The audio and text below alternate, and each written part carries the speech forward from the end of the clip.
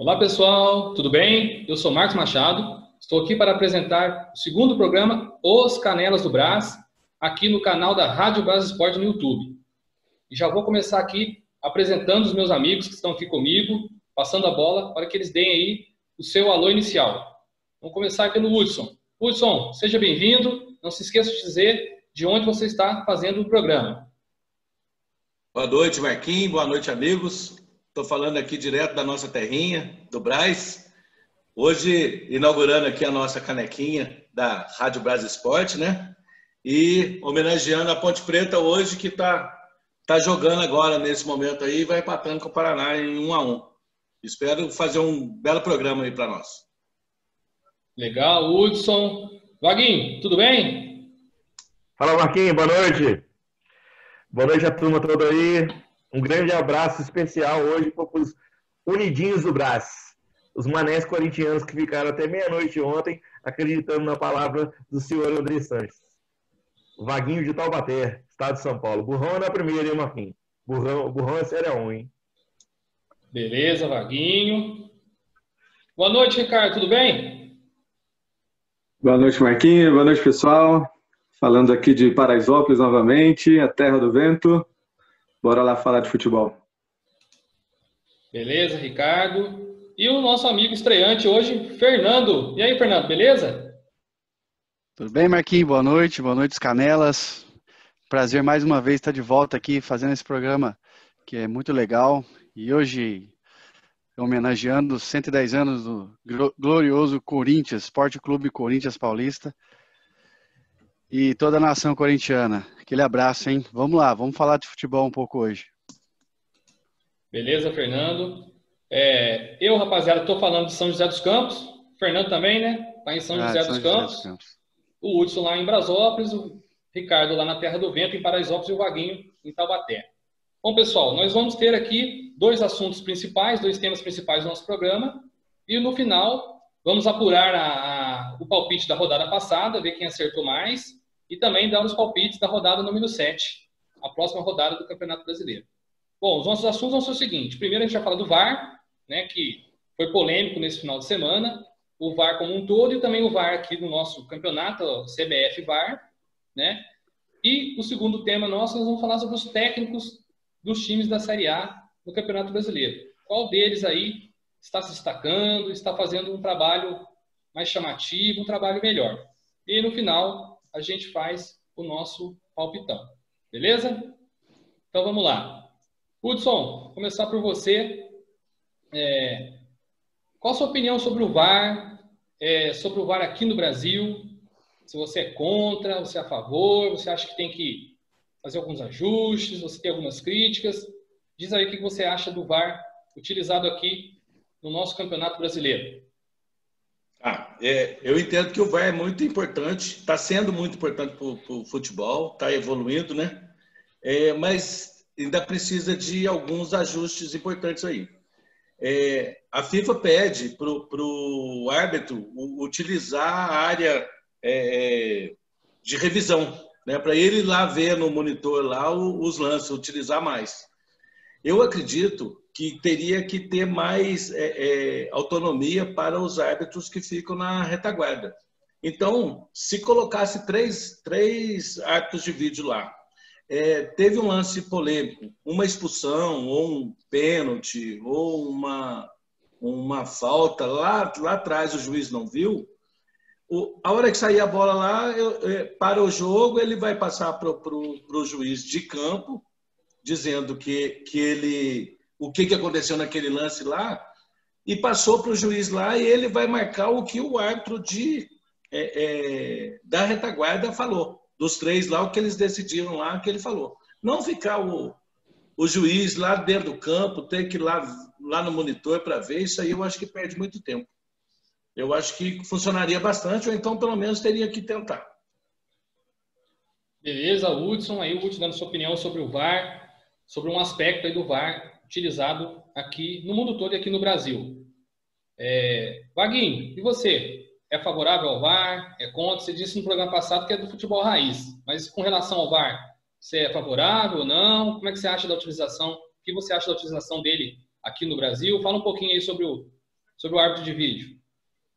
Então, Marquinhos, com relação ao VAR, eu sou totalmente favorável, cara. Entendeu, sabe? O VAR veio para acabar com os erros no futebol, né? Favorecimento a times, entendeu, sabe? Só que o povo brasileiro, ele tem o costume de comparar o produto dele com o produto europeu, entendeu? Sabe? Não pode ser assim, entendeu?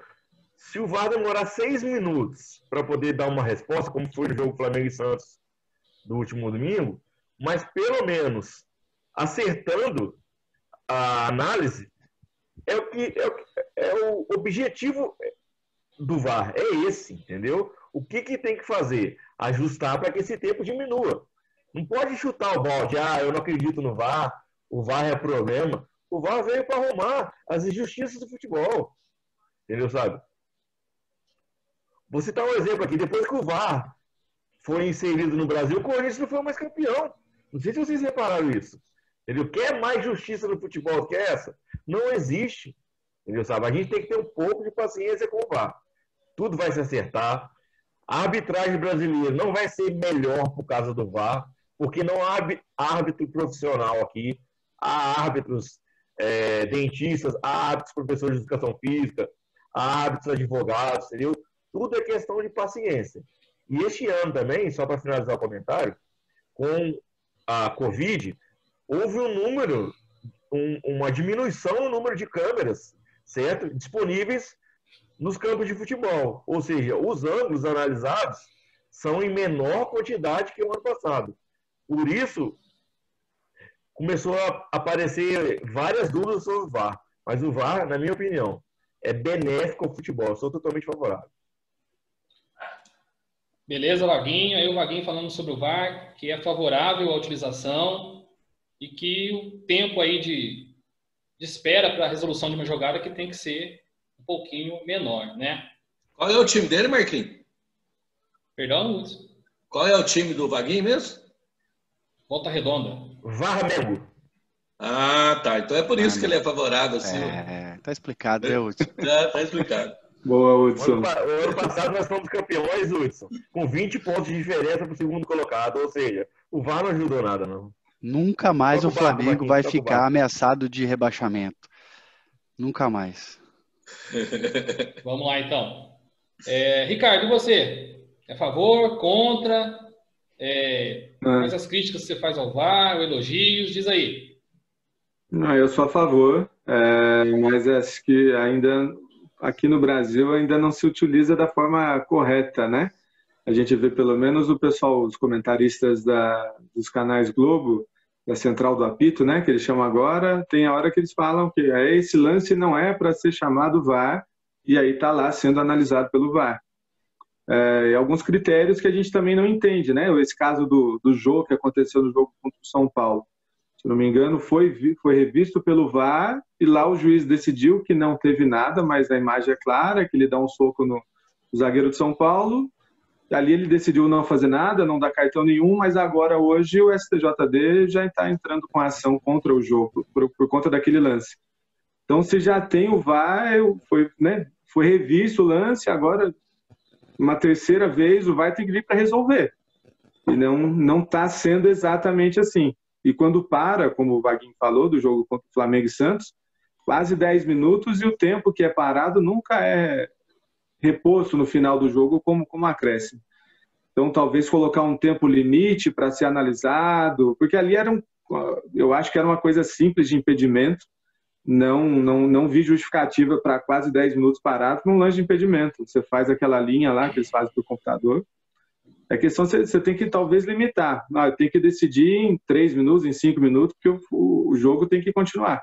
O Cuca acho que até reclama para um repórter durante o jogo. Ele fala que o tempo que para mexe com a cabeça de todo mundo, e isso que atrapalha muito. Mas o VAR em si é ótimo. Beleza, Ricardo, legal. Fernando, você? Favor, contrário? É a favor, mas tem críticas? E aí, diz aí. Eu acho que a gente precisa separar duas coisas no VAR. Uma é o VAR em si e outra é quem opera o VAR. O VAR é uma coisa benéfica, ele veio para tirar as injustiças do futebol, como disse o Vaguinho. apesar do que também acho que não vão acertar 100%. Outra, quem opera esse equipamento. Eu acho que o erro está em quem está operando o equipamento. Eles estão querendo interferir demais no árbitro de campo. O árbitro de campo, pela FIFA, tem que ser o responsável pela decisão. A decisão, ela não pode, você não pode ter, por exemplo, lance interpretativo, lance de árbitro de campo. O VAR não tem que entrar, não tem que chamar isso lá. Se o VAR, por exemplo, o lance do Botafogo, foi a falta lá atrás, o lance correu até o gol ser anulado, né? Até ter feito o gol depois ser anulado, mas aquele lance, o juiz não deu a falta, é lance interpretativo. Pode ser que dê a falta, pode ser que não dê a falta. Eu vou citar aqui um exemplo de um jogo que eu assisti, que foi Atlético Goianiense e Ceará, que foi perfeito. O uso do VAR foi perfeito. A gente teve 2 lances de VAR no jogo. Um foi um gol do Fernando Sobral. Ele fez o gol, só que o VAR pegou milimetricamente também o impedimento dos caras. E foi rápido, foi coisa de 30 segundos. Depois teve uma expulsão também no jogador do Atlético Goianiense, que o cara tomou cartão amarelo pelo juiz, o VAR chamou, falou, não, ele agrediu, você precisa tirar ele. Isso foi coisa de 40 segundos. E esse jogo foi perfeito a utilização do VAR. Talvez esteja faltando treinamento para quem está lá atrás, lá na televisãozinha olhando. Será que esses caras que estão lá atrás não querem ganhar o holofote do jogo, ganhar um holofote aí da CBF para poder fazer isso, fazer aquilo? Talvez a gente tenha que ter a mesma equipe de VAR sempre, não trocar igual eles fazem, deixar os caras acostumarem ali a trabalhar com VAR, não trocar, sabe, toda hora, cada hora é um que está lá em cima, tá lá, que está lá embaixo. Não, mantém uma equipe para ser treinada, o VAR está sendo treinado. Já temos um campeonato brasileiro todo feito com VAR. Esse agora já não era para ter mais esse tanto de erro que está tendo. Por exemplo, o lance do Flamengo, 6 minutos para ser analisado lá. Esse tempo que se perde, isso muda a história do jogo. Isso muda a história do jogo. Não é possível que um jogador por exemplo, um time está pressionando o tempo inteiro, por causa de um VAR, pô, acabou a pressão. Isso muda a história do jogo. Quem sabe, dentro desses 6 minutos, ou 2 ou 3 minutos, sairia um gol daquele time que está pressionando. Não pode existir isso. Eu acho que isso, para mim, o que está errado é a utilização do VAR. A CBF precisa treinar quem está ali atrás, pelo menos manter uma equipe aí trabalhando com o VAR. Beleza, e Fernando. Só um detalhezinho também que faltou, Wagner. O senhor aí, Wagner, disse que o Corinthians não foi mais campeão com VAR. O Corinthians, em 2019, foi campeão paulista com VAR. Obrigado aí, abraço. Vai, Corinthians, 110 anos de história e glória. Beleza. O VAR, ele tem, assim, muitas possibilidades, né, de discussão. O Fernando puxou outras coisas aí com relação ao treinamento das equipes do VAR, da manutenção de uma equipe só do VAR. Ele é bem complexo, né? Eu também vou dar minha opinião. Eu acho que também sou favorável à existência do VAR. Eu acho que corrige erros que são importantes serem corrigidos, né? A gente já viu no futebol brasileiro títulos e campeonatos serem decididos com erros, às vezes, bem grotescos, né? Mas também acho que no Brasil precisa de aprimoramento. A questão do tempo tem que ser mais rápido, enerva o jogador, como disse o Ricardo, lembrou o Cuca, né? Isso mesmo realmente mexe com os caras, ainda mais a equipe que teve um gol anulado, mesmo que justamente, né? Os caras ficam pilhados. Eu acho que tem boas experiências de VAR fora daqui, que a gente pode ser humilde e buscar, né, para ver o que esses caras estão fazendo, que o VAR lá está funcionando de uma maneira um pouco mais precisa. E também lembrar, né, que os árbitros que operam o VAR são os mesmos que às vezes estão lá no gramado. São os árbitros brasileiros. E os árbitros brasileiros, como o Wagner disse, não são profissionais, tem uma série de vícios de arbitragem que os árbitros de fora não têm, né? Aqui se marca faltas que não são, E aí, às vezes, o VAR revisa um lance e pega uma falta que não é, mas se o juiz que está lá no VAR é o mesmo que apita em campo, ele vai dar aquela falta, porque no campo ele daria. Então, tem todos esses aspectos aí. Eu acho que o Vaguinho queria falar mais alguma coisa, Vaguinho?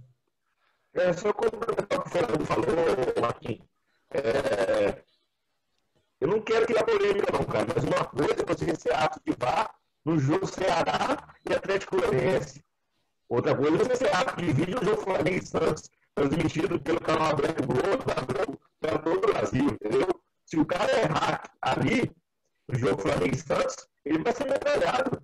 O cara de 60 milhões de torcedores, entendeu? Sabe? Então, é complicado. Tem que se ter um padrão, entendeu? Sabe? Tem que se ter um padrão, entendeu? Sabe? Não pode julgar time grande e time pequeno. A coisa padronizada vai funcionar. Se tiver aquela falta de caseira, entendeu? Sabe? No VAR também, não vai dar certo. Não vai dar certo. O Vaguinho, o seu som, não sei, para mim aqui ele ficou bem picotado, tá? Depois você tem que dar uma olhadinha aí no seu som. O que você disse, eu cheguei ali no Twitter, um jornalista dizendo que realmente, com a ausência da torcida também, o VAR ficou mais relaxado em fazer as revisões com menos agilidade, porque não tinha uma massa de pessoas de 15, 20, 30 mil ali, né, gritando e ansiosa pela decisão. Então, isso que você disse também tem a ver quando é um jogo de um apelo menor, quando é um clássico com times que estão melhores e são times maiores, né? Fala aí, Fernando. Assim, igual o Vaguinho falou, a pressão num jogo Santos e Flamengo é diferente de um Atlético Goianiense e Ceará. Vocês falaram aí sobre a torcida, não tem torcida. Sem torcida é até melhor para o cara analisar. Até mais rápido ele deveria ser, mais rápido para ele analisar, porque não tem essa pressão da torcida esperando que o VAR volte. O que está realmente errado nisso tudo são as pessoas que estão atrás do VAR, que estão operando o VAR. Porque se um cara que está no Atlético Goianiense e Ceará faz a mesma regra, cumpre a mesma regra que o cara do Santos e Flamengo, as regras são as mesmas. Então, quer dizer, eles têm que cumprir as mesmas regras. Se ele não está acertando, se ele está errando, é porque ele não sabe operar aquilo, ele não tem a experiência necessária para operar aquilo. Pelo menos eu acho que é assim. Beleza, Fernando. Hudson, quer falar mais uma coisinha sobre o VAR? Marquinhos, um minutinho, porque a gente já está com 20 minutos de programa, tá? Tá. Por isso que eu acho que os 3 árbitros da retaguarda, eles teriam que decidir e passou para o árbitro lá o que eles decidiram e acabou. Aí não pode ter pressão, né? Eles estão do lado de fora lá, não tem que ter pressão. Porque time grande, time que é favorecido pelo VAR, aí eles têm que jogar diferente, não pode ser assim, não. Beleza. Nem todo mundo é Flamengo. Isso aí. Ricardo? Quer falar alguma coisinha? Só um detalhe que eu acho muito importante, que seria muito importante também, talvez a gravação e a divulgação do que é conversado entre os árbitros, né? Importante. Por exemplo, o Fernando ali, em 2018, ele comemorou um campeonato que ainda não existia VAR. Mas aí, se houvesse o VAR, se tivesse aquela gravação da voz, aquele título seria diferente. Eu tenho certeza disso. Mas, sem polêmicas, eu tenho certeza que ajudaria essa questão de polêmicas que existem hoje. O que eles conversam, por que demora tanto, eu acho que poderia ajudar. Sim. Transparência, né? Isso aí também acho que é importante. Até a questão da linha do impedimento, que o cara traça ela ali, talvez poderia ser exibida, né? E teria que ser mais rápida. Eu acho que, por mais que ela seja difícil de traçar ali, sei lá, tem que treinar o cara, como o Fernando disse. Mas o assunto VAR, ele é bem complexo, né? Cada vez que vocês foram falando coisas, eu já fui caminhando em outras direções sobre o VAR, então dá para você discutir vários aspectos do VAR. Dá para a gente trazer esse assunto num programa futuro. Mas vamos encerrar então o assunto VAR aqui, beleza, meus amigos? E vamos partir para o nosso segundo tema, que é o seguinte: os técnicos da Série A do Campeonato Brasileiro.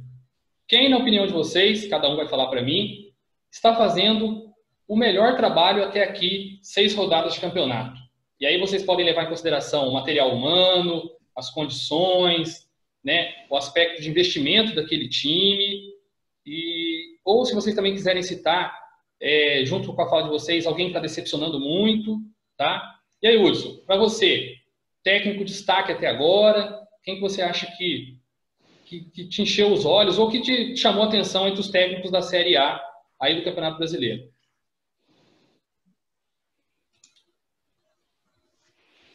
O som, Hudson. Desculpa. Para mim, o Coudet do Inter, não só porque o Inter está em primeiro lugar, né?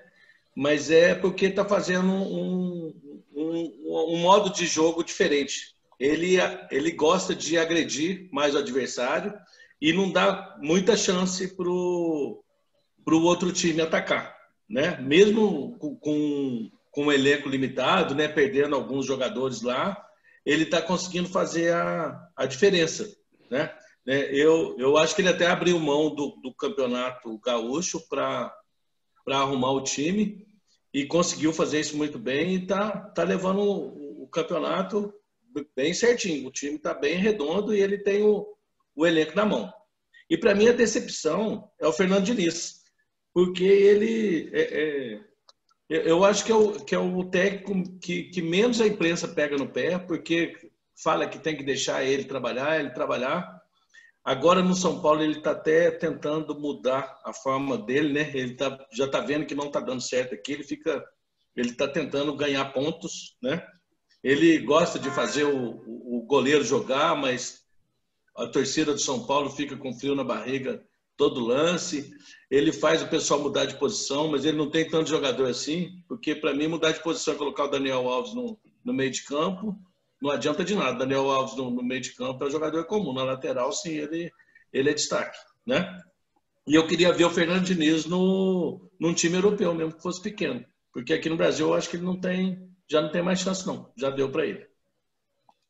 Beleza, Hudson? Beleza, legal, valeu. Vaguinho, para você, um técnico aí que você está observando aí com atenção e alguém que para você está decepcionando. Marquinhos, eu vou falar 3 técnicos, cara. Beleza. O que eu tô achando que tá surpreendendo positivamente, ou negativamente, é a revelação. Eu acho que o técnico está surpreendendo positivamente é o Rogério Ceni. Eu gosto de ver o Fortaleza jogar, sem medo de partir para cima do adversário. Ganha de 3 ou perde de 3. Mas o material que o Rogério tem em mãos é um material segunda linha, mesmo assim ele consegue fazer o time jogar, entendeu? Sabe? Eu acho isso legal. Como jogador, o Rogério Ceni não passa na garganta, mas como técnico, tem que admitir que ele é da escola mais atual, entendeu? Sabe? Eu vejo isso positivamente. Negativamente, eu não posso deixar de falar que é o Thiago Nunes do Corinthians, entendeu? Ele tocou o Corinthians para poder implementar o futebol ofensivo que ele tinha no Atlético Paranaense. Eu via a grande chance do Corinthians voltar a ser grande, competir de volta igual com o Inter, com o Flamengo, com o Grêmio, mas não. Depois da pressão da torcida, porque a torcida do Corinthians acha que o Paulista é título, começou a voltar atrás, começou a meter para meio de campo. Um dia Everson e Cantilho, outro dia Gabriel e Cantilho, outro dia Gabriel e Everson. O time do Corinthians se confunde de novo. Ver o jogo do Corinthians é horroroso, gente. Para mim, o técnico de revelação sem clubismo é o dono. Lógico que é o dono. Por que é o dono? Porque ele tem coragem de colocar o banco. De colocar no banco. Ele tem o estilo dele de jogar. Não adianta ele querer ser que nem Jesus. E no estilo dele de jogar, o Michael funciona melhor que o Everton Ribeiro. O Everton Ribeiro é um jogador sensacional. Mas domingo, quando o Santos, a gente viu o outro Flamengo. Entendeu? Então, eu acho que ele não pode chegar e implementar o futebol que ele acha que tem que ser. Futebol europeu no Flamengo. Mas se ele conhecer os jogadores e implementar a filosofia de trabalho dele, aos poucos, ele tem tudo para fazer uma campanha boa ou melhor do que o Jesus fez no ano passado do Flamengo. Beleza, Vaguinho. Obrigado. Sem clubismo, percebi. E aí, Ricardo, você, um técnico que você acha que está fazendo um trabalho legal e alguém que para você está decepcionando? Então, eu acho bem difícil ter que escolher alguém, porque esse campeonato tá muito estranho, né? Tá muito jogo ruim. O pessoal não tá. Como o pessoal fala que o futebol brasileiro é nivelado por baixo. O Atlético Mineiro começou bem, já deu uma caída. Talvez eu possa falar até do Ramon do Vasco, porque eu acho que não tem tantos jogadores para estar. Tô olhando a tabela aqui agora, está em terceiro lugar, né? O Inter, ele virou, foi mal no campeonato estadual, né? Perdeu pro Grêmio. Mas eu acho que então bom eu citaria o Ramon. E a decepção, acho que o Thiago Nunes também. São ideias diferentes, né? Que ele vinha do Atlético Paranaense. E com o que ele tem no Corinthians, ele não conseguiu fazer, acho que nenhum jogo.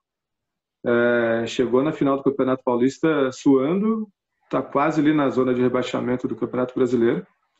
Acho os dois. Mas não tem nenhum destaque realmente assim tão grande que mereça que a gente possa falar bastante dele assim. Beleza, Ricardo. Legal. E aí, Fernando, para você, técnico que você está olhando aí, tendo esperança de que está fazendo um trabalho legal, para fazer um trabalho legal no campeonato, e quem está te decepcionando, está indo muito mal, e que você achou que iria melhor?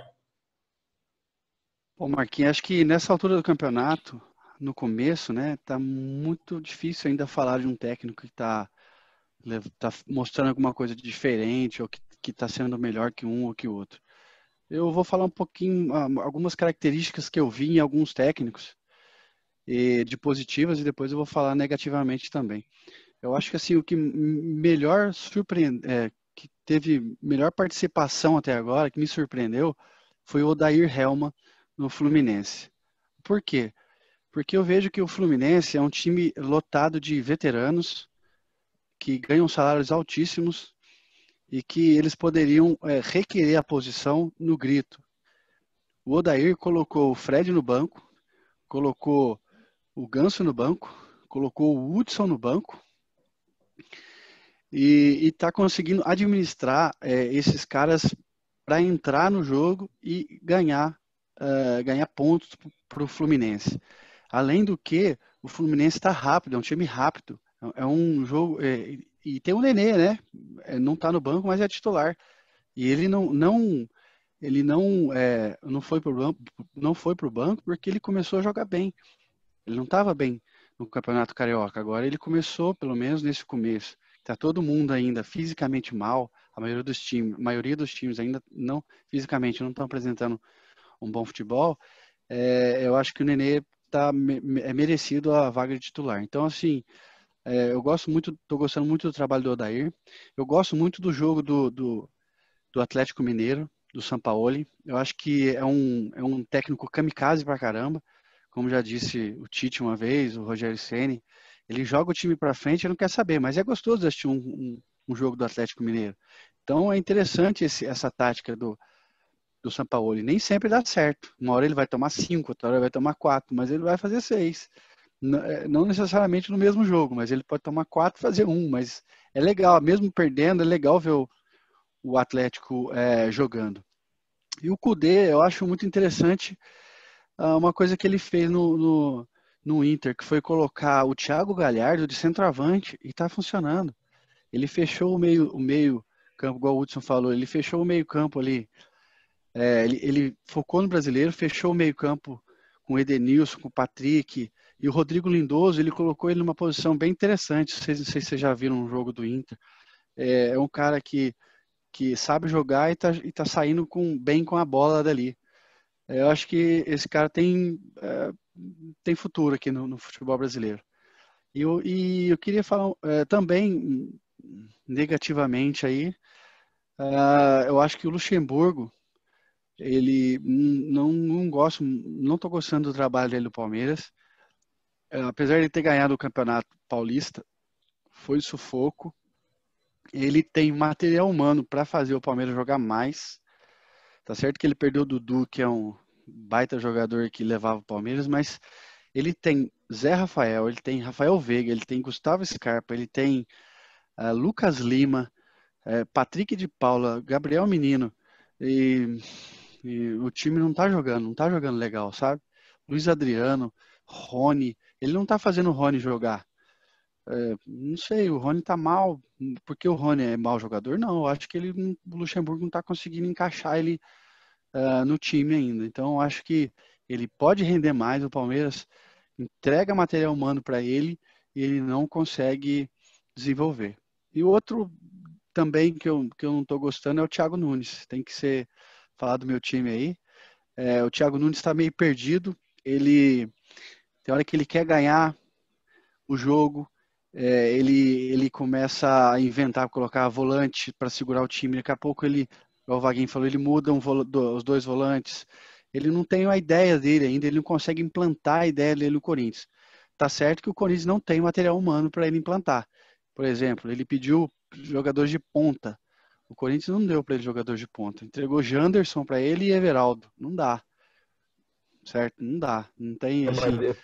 Nós temos claro que o Thiago Nunes é um bom técnico. Ele está fazendo um bom trabalho, ele é um bom técnico. Porque o Corinthians não tem material para ele. Eu acho que, na minha opinião, é isso. O Corinthians não tem os jogadores que o estilo que favoreça o estilo do Thiago Nunes.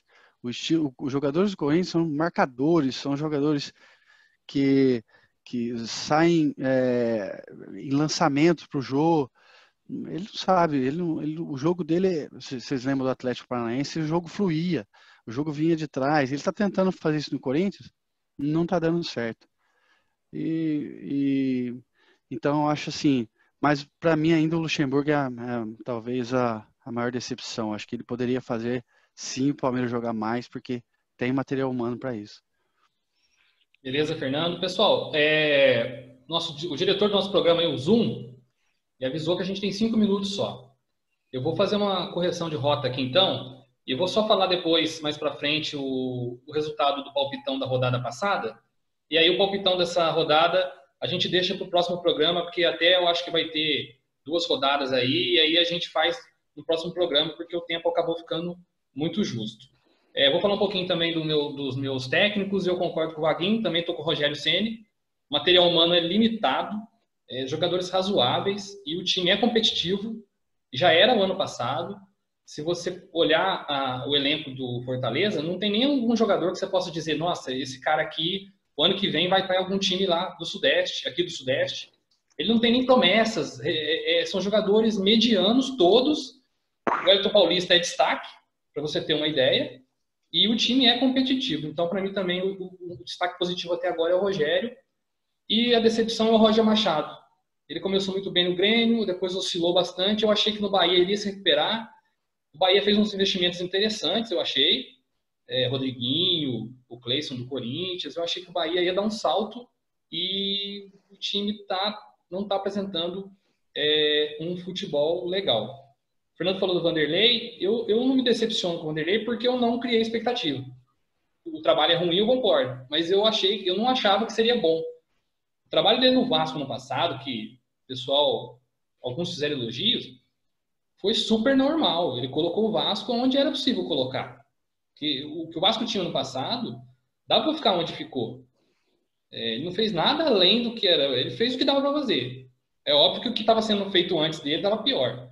Mas eu acho que eu não esperava muito dele, então não me decepciona. Mas o trabalho, com certeza, é ruim. Mais alguém quer aí falar de mais algum treinador, alguma coisa? Tudo tranquilo?